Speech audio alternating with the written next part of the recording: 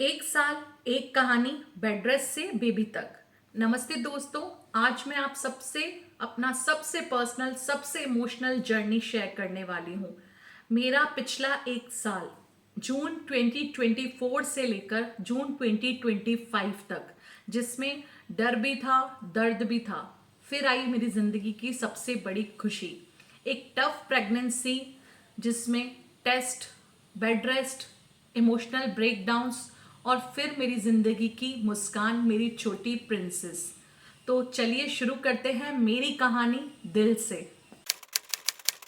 मई 2024 में मुझे पता लगा कि मैं प्रेग्नेंट हूँ। ये मेरे लिए बहुत खुशी की बात थी क्योंकि 2023 में मेरा मिसकैरेज हुआ था और 2024 में अगेन कंसीव करना ये एक ब्लेसिंग से कम नहीं था। मेरे लिए बहुत खुशियाँ लेकर आया था ये पल, लेकिन ये खुशी मेरी ज़्यादा देर तक नहीं चल पाई। मेरी इस खुशी को किसी की नज़र लग गई, क्या पता शायद मेरी ही नज़र लग गई। जून 24 में स्टार्ट वीक में ही मुझे ब्लीडिंग हो गई और डॉक्टर्स ने मुझे स्ट्रिक्ट बेड रेस्ट पे डाल दिया। मेरी नॉर्मल लाइफ एकदम रुक सी गई, ऑफिस बंद, आउटिंग बंद, सब बेड पर। ये था एक हाई रिस्क प्रेगनेंसी का स्टार्ट। वो शब्द हाई रिस्क जिंदगी में बहुत कुछ बदल देता है। जब मैं सबसे ज्यादा परेशान थी तब मेरी मम्मी मेरे पास आ गई, अपना सब कुछ छोड़ के सिर्फ मेरी केयर के लिए। उन्होंने ना सिर्फ मुझे संभाला बल्कि इमोशनली भी सपोर्ट किया। उन्होंने दिन रात मेरे लिए मेहनत की, मेरी सेवा की। लिटरली यही वर्ड कहना चाहिए कि उन्होंने दिन रात वो मेरे साथ लगी रही। जितना भी मेरे को प्रॉब्लम हुआ मम्मी ने मुझे खूब संभाला। मेरे पैरों में दर्द रहता था, मम्मी मेरी मालिश करती थी। काफ़ी कुछ उन्होंने, पूरा घर मेरा उन्होंने ही संभाला और मेरी भी केयर करना, मेरे बच्चे को, बड़े वाले बच्चे को संभालना, खूब सारी मेहनत मेरी मम्मी ने मेरे साथ की।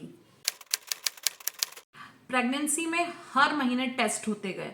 फिर आया एक टेस्ट, क्वाड्रुपल मार्कर। रिपोर्ट्स ने जैसे हिला दिया। Trisomy 21, T21 screen positive. ये टेस्ट की रिपोर्ट देख के जैसे मैं टूट सी गई। डॉक्टर्स ने बोला एमनियोसेंटेसिस करवाना पड़ेगा। एमनियोसेंटेसिस एक बहुत रिस्की टेस्ट होता है पर कराना बहुत ज़रूरी था। जब मैंने टेस्ट करवाया अगस्त में, ये मेरी जो क्वाड्रुपल मार्कर टेस्ट की रिपोर्ट है ये आ गई थी। रिपोर्ट्स मैं अटैच कर दूंगी वीडियो में। अगस्त एंड में मेरी quadruple marker test T21 screen positive आया। 2 सितंबर मुझे ये रिपोर्ट मिला था हाथ में। फिर 4 सितंबर को ही मैंने एमनियोसेंटेसिस करवाने के लिए चली गई। एमनियोसेंटेसिस एक बहुत रिस्की टेस्ट होता है पर डॉक्टर्स अगर आपके साथ हैं तो आपको हिम्मत मिल जाएगी ये टेस्ट करवाने की। अगर आपको इस पर ज़्यादा मुझसे बात करनी है तो आप मुझे कमेंट में बताइए, हम इस पर एक ज़्यादा बात कर लेंगे, डिस्कशन कर लेंगे एमनियोसेंटेसिस और क्वाड्रुपल मार्कर टेस्ट पे। तो एमनियोसेंटेसिस जैसे ही मैंने करवाया, जब तक वो टेस्ट की रिपोर्ट आई तब तक तो जैसे समय रुक सा गया था कि अब मैं क्या करूं, कैसे, क्या रिपोर्ट आएगी। बहुत ही टफ पीरियड था वो। जो टेस्ट करवाया एमनियोसेंटेसिस और रिपोर्ट आने तक का जो पीरियड था वो बहुत टफ पीरियड था। लेकिन जैसे ही रिपोर्ट नेगेटिव आई, दिल को एक शांति से मिल गई। प्रेगनेंसी में एक ये टेस्ट रिपोर्ट जो थी क्वाड्रुपल की मार्कर टेस्ट पॉजिटिव आई, जो ये बिल्कुल खुशियां नहीं देने वाली थी। प्रेगनेंसी टेस्ट आता है पॉजिटिव, एक खुशी मिलती है।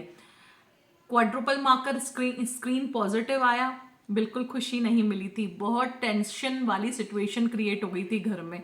फिर एमनियोसेंटेसिस जब तक आती, जैसे ही वो रिपोर्ट नेगेटिव आई, दिल को एक शांति से मिली कि सब कुछ ठीक है, मेरा बेबी ठीक है। मैं बेड रेस्ट पे चली गई, मुझे जॉब से ब्रेक लेना पड़ा। डॉक्टर्स ने कंप्लीट बेड रेस्ट पे डाल दिया। हर महीने नए टेस्ट, नए स्कैन्स, नए बिल्स, फाइनेंशियल प्रेशर भी बहुत ज़्यादा था। हर तरह से प्रेशर, एक हाई रिस्क प्रेगनेंसी के साथ साथ ये फाइनेंशियल प्रेशर भी बहुत परेशान कर रहा था। पर मैंने कहा कि ये सब कुछ हमें अपने बेबी के लिए करना ही पड़ेगा, तो सब कुछ मुस्कुरा के सह लिया और आगे बढ़ गए। हर दिन एक जैसे लगते थे। बेड पर लेटे लेटे कभी कभी लगता था टाइम रुक गया है, पर बेबी की छोटी छोटी किक्स, उन्हीं से एक उम्मीद बनती थी, एक छोटी सी मूवमेंट और दिल भर आता था। बस यही सोचकर दिन कट रहे थे कि सब ठीक हो जाएगा। जनवरी 2025, वही महीना जब मेरी छोटी सी प्रिंसेस मेरे हाथों में आई। इस बार मैं रोई, लेकिन खुशी के आंसू थे। हर पेन, हर फियर, हर इंजेक्शन का दर्द मैं भूल गई। वो छोटी सी मुस्कान ने मेरी जिंदगी रोशन कर दी। मैं फिर से एक बार माँ बनी। एक तरफ छोटी बेटी, दूसरी तरफ बड़ी बेटी। Sleepless night, crying spells, feeding schedules, सब कुछ बहुत कंफ्यूजिंग था, पर मम्मी थी। और उन सब के बीच में मिलती थी मुझे खुशी, जब दोनों बेटियां मेरी मुस्कुराती थी। वही मोमेंट्स मुझे जिंदा रखते थे, वही मोमेंट्स मुझे खुशी देते थे। और अभी भी मम्मी ने मेरा साथ नहीं छोड़ा। पूरे 40 दिन मम्मी मेरे साथ रही।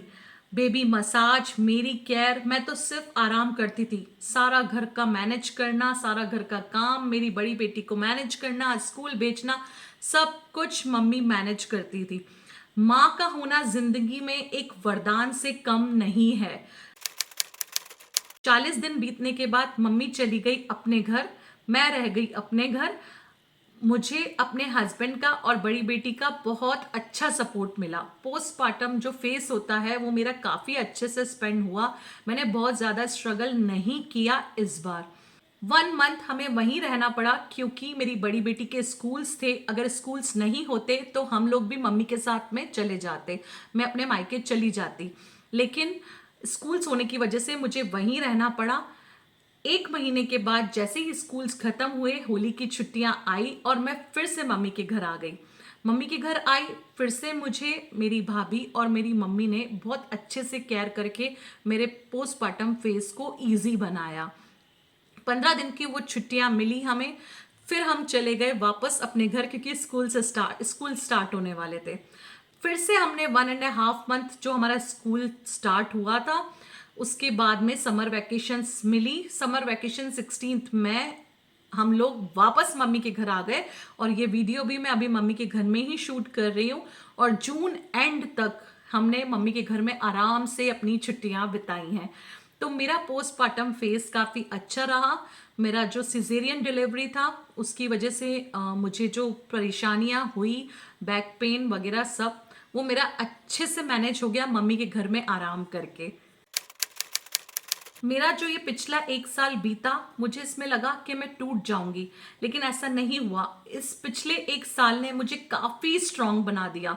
मेरे हस्बैंड का सपोर्ट, मेरी मम्मी का सपोर्ट, मेरी बेटियों का खुशियाँ, मेरी बड़ी बेटी का सपोर्ट, सब कुछ मुझे इतना अच्छे से मिला है। और मैं खुद इतना स्ट्रांग बन गई इस पिछले 1 साल में। मुझे लगता था कि ये नहीं है तो कैसे होगा, वो नहीं है तो कैसे होगा, लेकिन जिंदगी में सब कुछ होता है। आपके पास में जो आपके अपने हैं, जो आपकी रियली केयर करते हैं, वो आपको किसी भी तरह से आ ही जाते हैं हेल्प करने। और यही वो टाइम होता है जब आपको पता चलता है अपनों का। तो ये वाला जो मेरा लास्ट 1 ईयर बीता, इसने मुझे काफ़ी स्ट्रांग बना दिया। और मैं काफ़ी टॉक्सिक लोगों को अपने दिमाग से निकाल चुकी हूँ। और मेरा दिमाग अब इतना हल्का हो चुका है। ये वाला जो मेरा फेस रहा डिलीवरी का, प्रेगनेंसी से लेके डिलीवरी का, पोस्टपार्टम फेस का, ये काफ़ी अच्छा रहा। इसने मुझे काफ़ी कुछ सिखाया, काफ़ी अपनों का पता चला, काफ़ी जो लोग हैं टॉक्सिक लोग, उनका पता चला। और उनको अब मैं अपनी ज़िंदगी से निकाल चुकी हूँ। और अब मेरी ज़िंदगी मुझे थोड़ी आसान लगने लगी है। माँ का प्यार, पति का सपोर्ट, बेटियों की मुस्कान, सब कुछ प्राइजलेस था। यही 1 साल था जो मुझे माँ होने का असली मतलब सिखा गया। अगर आप भी प्रेगनेंसी फेज में हो, अगर आप भी बेड रेस्ट पे हो, अगर आप भी डर से गुजर रहे हो, तो याद रखना आप अकेले नहीं हो। मैं भी इस फेज से गुजर चुकी हूँ। आज मैं कह सकती हूँ हर पेन वर्थ इट था। बेबी की स्माइल आपको सब कुछ भुला देगी। अगर आप ये वीडियो अभी तक देख रहे हो तो दिल से शुक्रिया। मेरी कहानी आप लोगों को टच करे तो कमेंट करके जरूर बताना। अगर आप भी एक माँ हो, होने वाली हो, तो मैं आपके लिए हूँ। मिलते हैं नेक्स्ट वीडियो में एक नए एक्सपीरियंस के साथ। तब तक के लिए अपना और अपने छोटों का ख्याल रखना। Love from me and my 2 lovely girls. Subscribe ज़रूर करना।